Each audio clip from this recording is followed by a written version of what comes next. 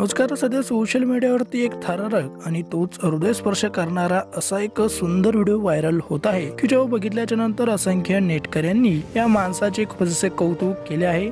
आणि तुम्ही जर व्हिडिओ शेवटपर्यंत बघितला तर तुम्ही देखील याचे कौतुक केल्याशिवाय जाऊ शकणार नाही. नेमके काय घडलं या हृदयस्पर्शी व्हिडिओमध्ये नक्कीच पडूया. त्याआधी चॅनलवर नवीन आलेले असाल तर चॅनल जरूर सबस्क्राईब करून घ्या. व्हायरल होत असलेला व्हिडिओ नेमकी कुठला आहे ते तर काही उघडकीस आलं नाही, परंतु व्हिडिओमध्ये जे घडलं आहे ते नक्कीच काळजाला भिडलंय. धरणातील पाणी ओव्हरफ्लो झाले आणि धरणाच्या कडेला असलेला कुत्रा त्या पाण्यासोबत वाहून जाऊ लागला.